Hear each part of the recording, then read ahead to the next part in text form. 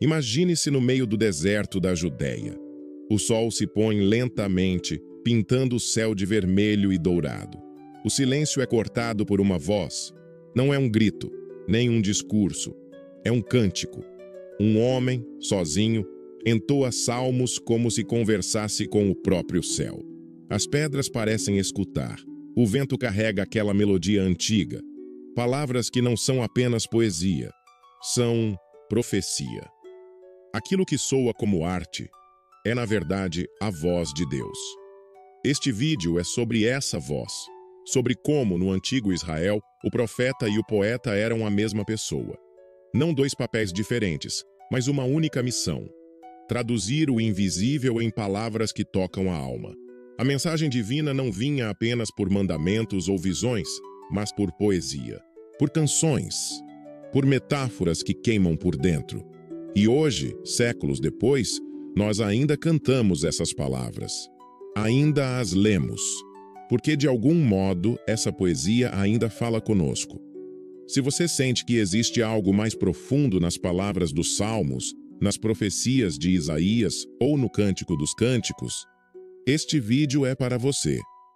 Vamos atravessar juntos um caminho sagrado, onde arte e revelação caminham lado a lado. Mas para entender o poeta-profeta, precisamos primeiro entender o profeta, o Navi. A palavra hebraica para profeta é Navi. Ela vem da raiz que transmite a ideia de chamar, ou ser chamado. O profeta é aquele que foi chamado, mas também é aquele que chama, que clama, que faz ecoar a voz de Deus. No imaginário comum, um profeta é alguém que prevê o futuro. Mas na tradição hebraica, isso é apenas uma parte, e nem sempre a principal. O Navi é alguém que está tão sintonizado com o coração de Deus que sua boca já não fala por si. Ele não adivinha, ele revela. Revela o que está escondido, o que está errado, o que precisa ser transformado. Ele não apenas antecipa, ele confronta. E muitas vezes consola. Moisés, o primeiro grande profeta, é descrito como aquele que falava com Deus face a face. Samuel, ainda menino, ouve a voz divina e se torna ponte entre o povo e o Altíssimo. Elias desafia reis com uma ousadia que não é dele. O profeta é sempre alguém que vive em tensão, entre o céu e a terra, entre a glória e a perseguição. Mas o mais fascinante é como os profetas falam. Eles não discursam como juízes, eles não pregam como mestres, eles cantam, usam paralelismos, metáforas, símbolos, repetições, falam de vinhas e montanhas, de luz e trevas, de casamentos e guerras. Seus textos são poesia, são arte, mas arte carregada de verdade eterna. A Bíblia hebraica é, em grande parte, um livro de poesia. E não qualquer poesia. É uma poesia de aliança. Os salmos são cânticos. Os provérbios são frases ritmadas. Lamentações é uma elegia nacional. Eclesiastes, um poema filosófico existencial. Mesmo os livros históricos trazem canções no meio da narrativa. A poesia está em todo lugar, mas ela não segue as formas ocidentais que conhecemos. A poesia hebraica não se preocupa com rima, mas com paralelismo. Uma linha ecoa a outra, reforça, contrasta ou completa. Veja o exemplo do Salmo 23. O Senhor é meu pastor, nada me faltará. Deitar-me faz em verdes pastos, guia-me mansamente a águas tranquilas. Um pensamento é ampliado pelo próximo, a imagem vai crescendo dentro de nós. A metáfora é a alma dessa poesia. Deus é luz, é rocha, é abrigo. Israel é videira, é noiva, é rebanho. Tudo carrega uma camada simbólica. Nada é apenas literal. Cada palavra tem peso, cor e cheiro. Essa forma poética não era só um enfeite estético. Era o modo como a mensagem divina se tornava memorável, transmissível, emocionante. Era uma pedagogia sagrada. A poesia fixava no coração o que o intelecto não alcançava sozinho. E entre todos os poetas profetas, um se destaca: Davi. Davi não era apenas um rei. Ele era um músico, um guerreiro, um pastor. e um homem segundo o coração de Deus. O segundo livro de Samuel, capítulo 23, versículos 1 e 2 diz: Estas são as últimas palavras de Davi.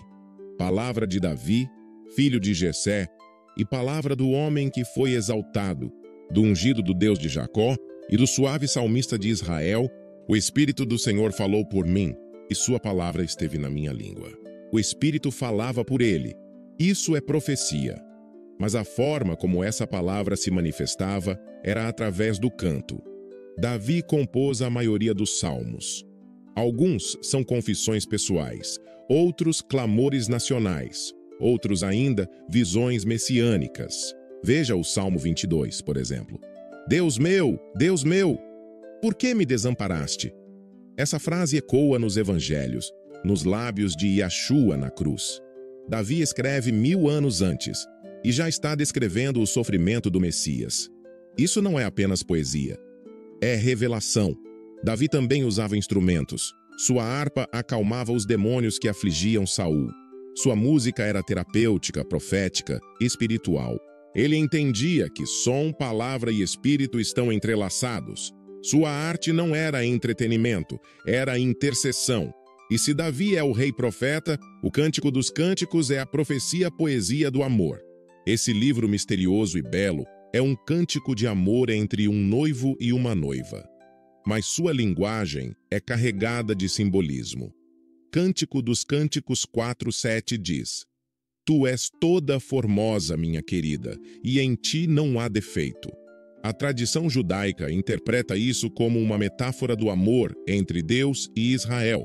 A tradição cristã, entre o Messias e sua noiva, a Igreja. É uma profecia sem ameaças, sem juízo, apenas desejo, delicadeza, intimidade. A linguagem do amor como expressão da aliança, o toque, o olhar, o perfume. Tudo é espiritualizado. Não há nada vulgar e tudo é profundamente místico. Esse livro nos ensina que a relação com o divino não é só obediência, é paixão, é busca, é beleza e, de novo, é poesia. Mas a poesia não está restrita ao amor. Ela também denuncia, grita, confronta. Os profetas clássicos, Isaías, Jeremias, Oséias, Amós, todos usaram a poesia como espada. Isaías diz: Assim será a palavra que sair da minha boca, não voltará para mim vazia. Isaías 55:11. Ele não está descrevendo uma palavra genérica, mas uma palavra criadora, poética, profética. Jeremias lamenta e brada. Oséias compara Israel a uma esposa infiel. Amós fala de justiça. Corra o juízo como as águas, e a justiça como um ribeiro perene. Imagens fortes, linguagem artística, mas sempre com o coração ferido de Deus por trás. Esses homens escreveram textos densos, belos e aterradores, e sabiam que apenas a poesia poderia conter tanta dor, tanta esperança, tanta glória. A linguagem comum não dava conta. Era preciso cantar o que não se pode explicar. E aqui chegamos ao ponto central. Por que tudo isso importa hoje? Porque o mundo ainda precisa de profetas, mas talvez precise mais ainda de poetas profetas, de pessoas que falam verdades profundas com beleza, que revelam a dor com sensibilidade, que cantam a esperança. A poesia é uma chave. Ela abre portas na alma que a lógica não alcança. Ela prepara o terreno para a verdade entrar. Por isso, Deus escolheu a poesia como veículo da profecia. No fim das contas, profeta e poeta não são opostos. São faces de uma mesma missão: dar voz ao invisível, fazer o transcendente tocar a carne. E o povo de Israel entendeu isso. Por isso, escutava a Deus em cânticos, aprendia sua vontade com rimas, chorava seus pecados em lamentações melódicas, celebrava a aliança com versos. E nós, ainda hoje, lemos e cantamos essas palavras, porque de alguma forma a poesia continua sendo profecia viva. Talvez você já tenha sentido isso, ao ler um salmo e se emocionar, ao ouvir um trecho de Isaías e sentir que era para você, ao cantar um trecho antigo e sentir algo eterno vibrando em seu peito. Isso é o eco do Espírito. É o poema de Deus atravessando séculos para encontrar sua alma. E se você chegou até aqui, talvez seja porque essa voz também o chama. Inscreva-se em nosso canal, porque aqui nós vamos continuar desvendando os segredos bíblicos, um verso de cada vez. O que é, afinal, um profeta? Muitos responderiam, alguém que prevê o futuro. Mas essa é uma visão limitada e até superficial diante da profundidade que a palavra carrega nas Escrituras. No hebraico, a palavra para profeta é Navi, e sua raiz remete a alguém que foi chamado.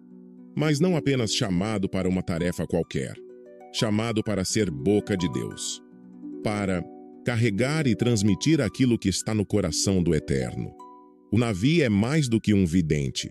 Ele é um canal vivo, um mensageiro consciente, muitas vezes relutante, que se vê tomado por uma palavra que não lhe pertence, mas que precisa ser dita.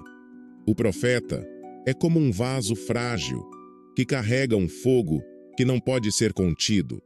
Ele fala, mas sua fala nasce de um encontro, de uma ruptura, de uma convocação sagrada que o arranca da normalidade. Os profetas não surgem por escolha própria. Eles são chamados, muitas vezes contra a sua vontade. Veja Moisés, por exemplo.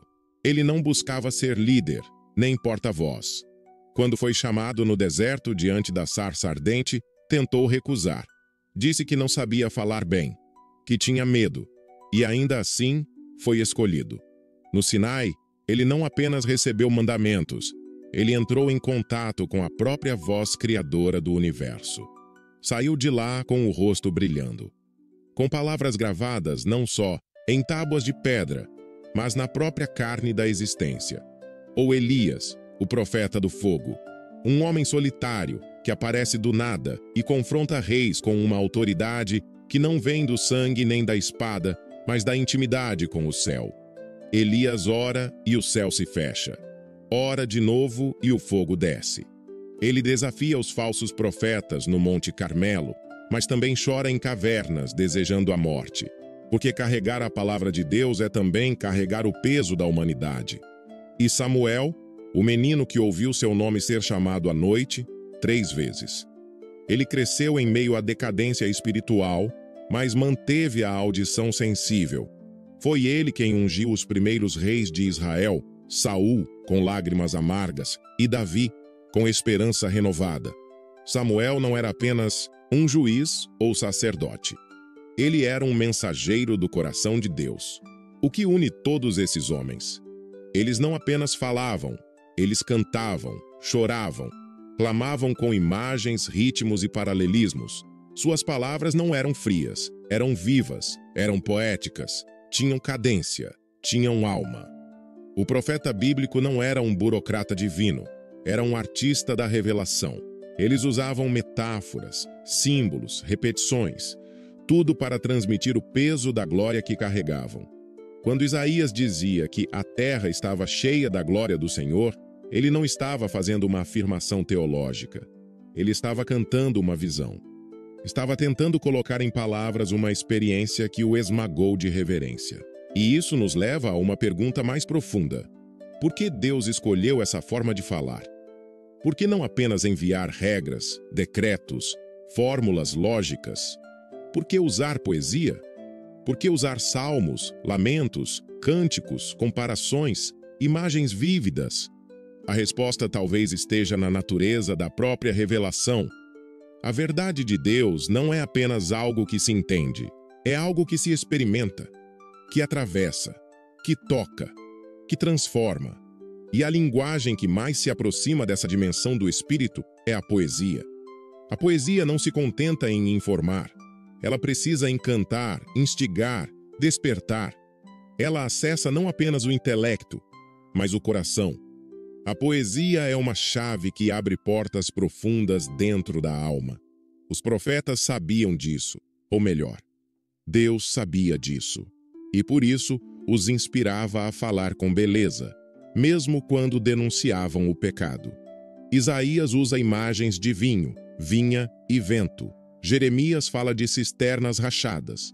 Ezequiel pinta visões que mais parecem sonhos. Oséias descreve Deus como um marido ferido. Cada palavra carrega múltiplas camadas. Cada frase é um universo. E mesmo quando o conteúdo é duro, como o juízo contra nações ou a denúncia da corrupção, a forma continua carregada de arte. Porque o Deus da justiça é também o Deus da beleza. E ele se revela tanto em trovões quanto em cânticos. Nesse ponto, fazemos uma pausa. E te pergunto, você já sentiu que uma mensagem te atravessou como poesia, mesmo sem rima? Já teve a sensação de que certas palavras, lidas ou ouvidas, tocaram algo tão profundo que você nem sabia que existia em você? Essa é a experiência profética. E talvez, mesmo sem perceber, você já tenha ouvido a voz de Deus, não em trovões, mas em um sussurro poético, em um salmo lido no silêncio da noite, em um cântico que pareceu feito para a sua dor, em um verso que ficou ecoando por dias na sua mente. O profeta é aquele que escuta e traduz, que transforma o invisível em palavra, que embala o eterno em metáforas. E quando ele fala, algo dentro de nós desperta. Porque a poesia da profecia não é apenas um dom, é um convite. A maioria das pessoas pensa em poesia como algo que precisa rimar, como uma sequência de palavras bonitas que soam bem aos ouvidos e obedecem a um ritmo específico, versos com métrica, rimas ao fim das linhas, talvez até um refrão. E, de fato, essa é a forma que a poesia assumiu em muitas culturas ao longo da história. Mas quando abrimos a Bíblia hebraica, encontramos uma surpresa.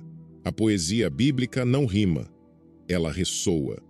Em vez de seguir padrões de rima ou métrica, a poesia das Escrituras se constrói sobre algo muito mais profundo: o paralelismo. Uma estrutura interna que cria ritmo e reforça o sentido, não através do som, mas da repetição de ideias, imagens e emoções. É uma dança de sentidos, não de sílabas. Tome, por exemplo, este verso tão conhecido: O Senhor é o meu pastor, nada me faltará. Salmo 23:1. Essa frase parece simples, mas ela carrega em si uma imagem profunda que se expande ao longo do salmo. O salmista não apenas diz que Deus é pastor, ele desenvolve a ideia em uma sequência de paralelos. Deitar-me faz em verdes pastos, guia-me mansamente a águas tranquilas, refrigera a minha alma. Cada linha reforça a anterior, expande, completa, ressoa. Outro exemplo, agora do Cântico dos Cânticos, um livro muitas vezes evitado por seu conteúdo intensamente poético e simbólico. Tu és toda formosa, minha querida, e em ti não há defeito. Cântico 4:7. Perceba o paralelismo. Tu és toda formosa é reforçado por em ti não há defeito. Não se trata de duas afirmações diferentes, mas de um mesmo sentimento ampliado em palavras diferentes. É assim que funciona a poesia hebraica, um espelho de alma que se desdobra em camadas. Os livros poéticos da Bíblia, como Salmos, Provérbios, Eclesiastes, Lamentações e o próprio Cântico dos Cânticos, são construídos inteiramente nessa estrutura de paralelismos. Mas o que talvez surpreenda mais é que até as profecias mais duras, mais densas, mais cheias de juízo, são escritas em poesia. Sim, até os avisos de destruição, as denúncias contra reis, os lamentos pelas cidades destruídas.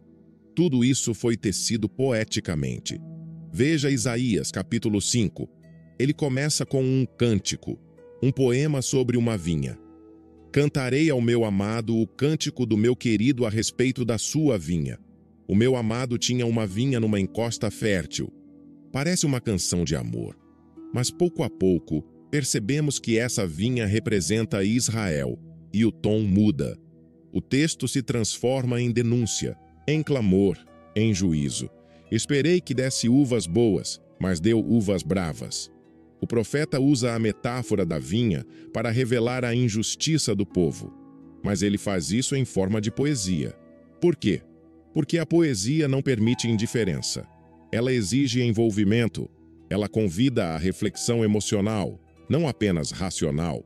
E o profeta não quer apenas informar, ele quer transformar. O paralelismo poético da Bíblia cria ritmo, cria cadência. Ele faz com que o leitor, ou o ouvinte, sinta a mensagem como música da alma. É um som que ecoa internamente, que pulsa junto ao coração. Existem diversos tipos de paralelismo na poesia hebraica. O mais comum é o paralelismo sinônimo, onde a segunda linha repete a ideia da primeira com outras palavras. Os céus proclamam a glória de Deus, e o firmamento anuncia a obra das suas mãos. Salmo 19, 1. Outras vezes, encontramos o paralelismo antitético, onde as ideias se opõem para gerar contraste e aprendizado. O coração alegre aformoseia o rosto, mas com a tristeza do coração, o espírito se abate. Provérbios 15 e 13. E há também o paralelismo sintético, onde a segunda linha completa ou desenvolve a primeira. Entrega o teu caminho ao Senhor, confia nele e o mais ele fará. Salmo 37, 5. Essas estruturas criam um padrão de meditação. Elas não são feitas para serem lidas com pressa. São feitas para serem ruminadas, como quem mastiga lentamente um alimento raro. A poesia hebraica foi escrita para ser cantada, memorizada, repetida. E mais, para ser sentida. Os profetas sabiam que uma denúncia direta pode ser facilmente rejeitada, mas uma imagem, um cântico, uma metáfora, penetra mais fundo, desarma as defesas, cria espaço para o espírito. Por isso, até mesmo o juízo é escrito em forma de salmo, até mesmo a dor vira cântico, porque o Deus que revela é também o Deus que comove. A poesia da Bíblia não é decorativa, é estratégica. Ela comunica de maneira que ultrapassa o tempo e a cultura. Um verso poético pode ser entendido por um pastor no deserto, por um escravo na Babilônia, ou por você, agora, diante dessa tela. Talvez seja por isso que tantos salmos se tornaram orações universais, que tantos provérbios ecoam como verdades eternas, que até mesmo os lamentos mais tristes nos oferecem consolo. Porque a poesia bíblica não é feita de rimas, é feita de ressonância. Ela ressoa com a nossa alma, com nossas dores, com nossa esperança. E isso não é por acaso.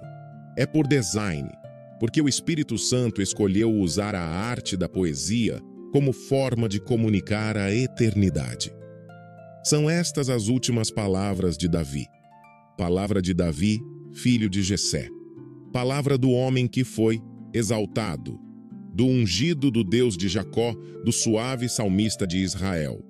O Espírito do Senhor falou por mim, e a sua palavra esteve na minha boca.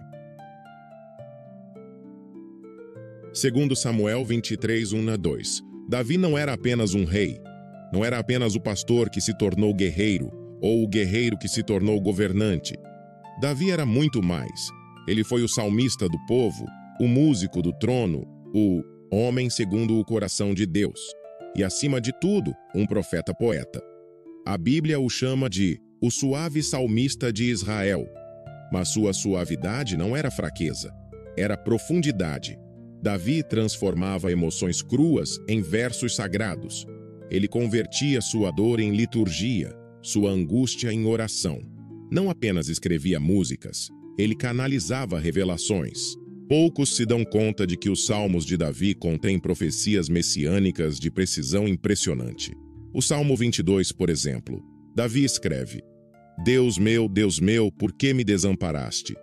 Traspassaram minhas mãos e meus pés. Repartem entre si as minhas vestes, e sobre a minha túnica lançam sortes. Salmo 22. Essas palavras foram escritas 1000 anos antes da crucificação de Yeshua. E ainda assim, descrevem com exatidão o que aconteceu no Calvário. Davi nunca viu uma crucificação.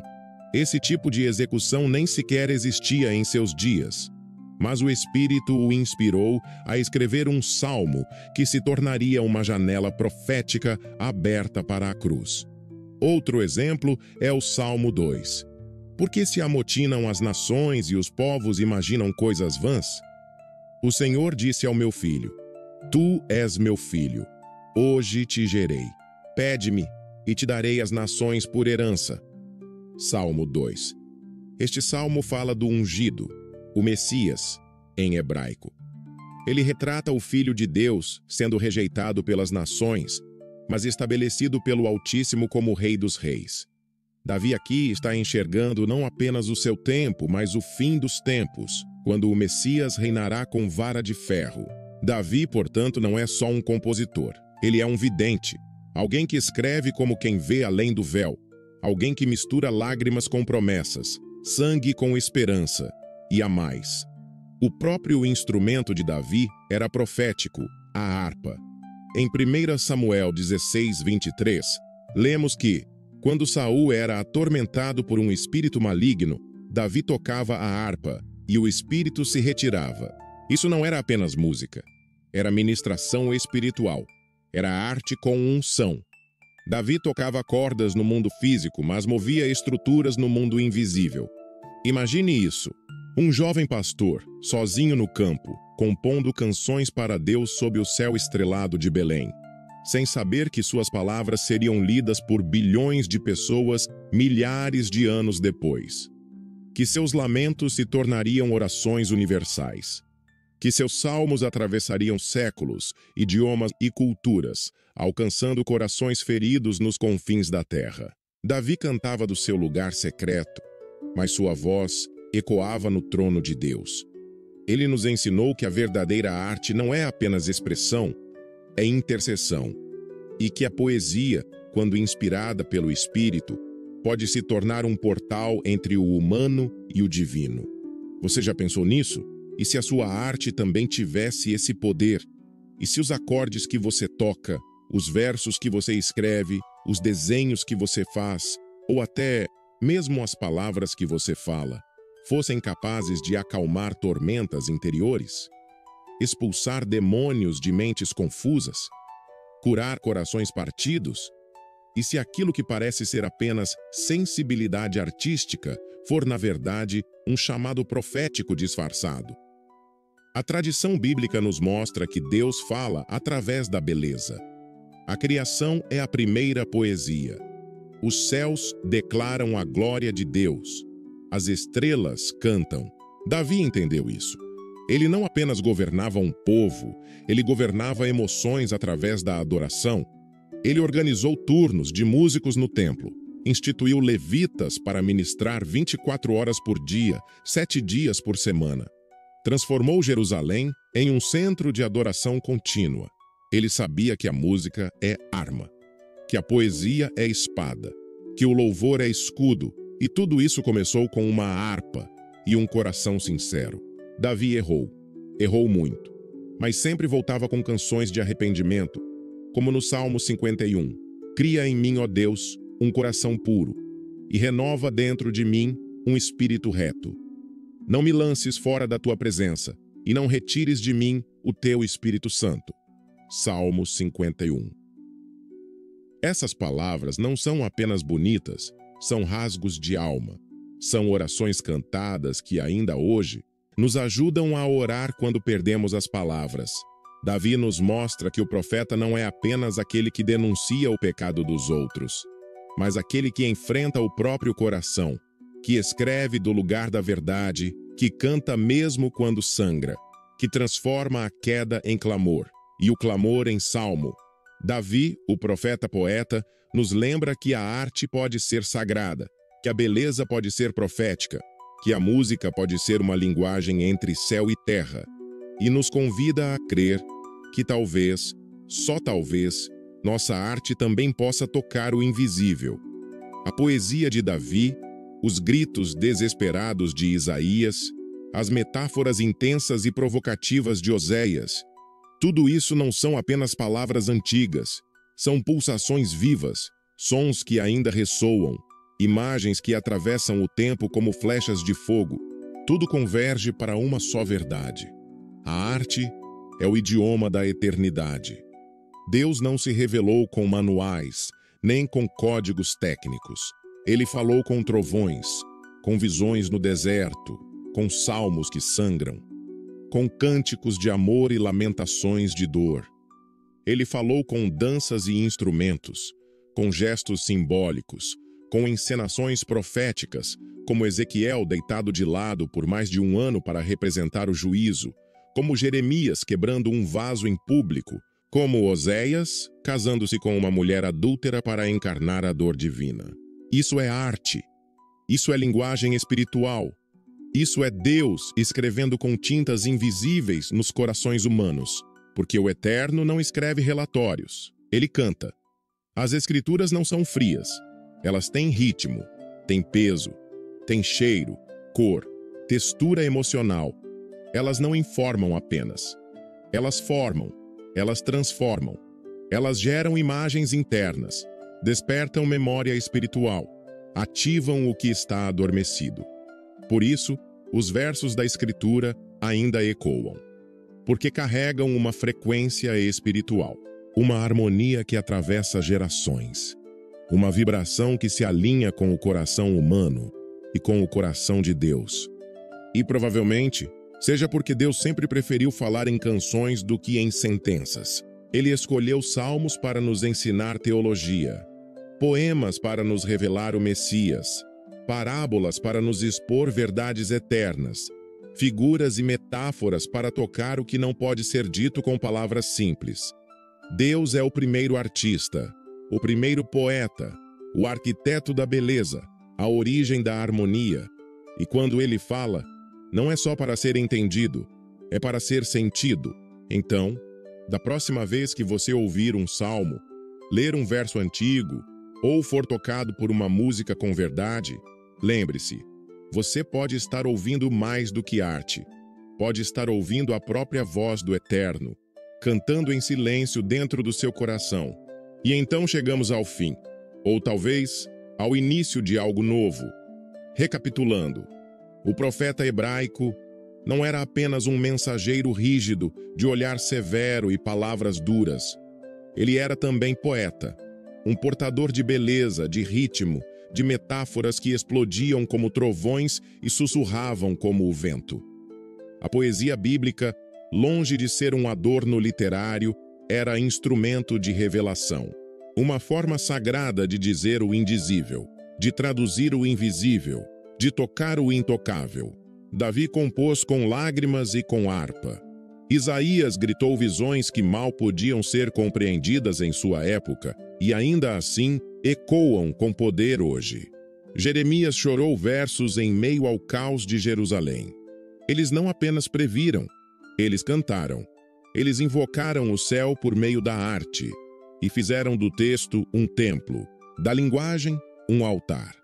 E até hoje lemos essas palavras, cantamos seus salmos, choramos com suas lamentações e sentimos, lá no fundo, que algo maior está nos chamando. Talvez você também tenha essa voz dentro de si, uma chama que arde em silêncio, um verso que insiste em nascer, uma imagem que visita seus pensamentos como um sonho que não vai embora. Talvez você tenha dons que ainda não ousou oferecer, sensibilidades que o mundo não soube acolher, inspirações que pareciam estranhas, mas que agora talvez façam mais sentido. Não ignore essa centelha, não abafe esse som interior. O mesmo Espírito que falou pelos profetas, o mesmo sopro que inspirou os poetas de Israel, pode estar chamando você também, chamando para escrever, para cantar, para dançar, para falar de verdades profundas, com formas belas, com arte viva, com fé em movimento, porque a profecia continua, e a arte ainda é um de seus canais mais poderosos. Inscreva-se no canal, junte-se a nós nessa jornada de descobertas, de significados ocultos, de símbolos revelados, de beleza que carrega a verdade. Aqui, desvendamos os segredos bíblicos ocultos na arte, na poesia, na profecia, porque ainda há muito a ser cantado, e talvez, só talvez, você seja o próximo a cantar a profecia.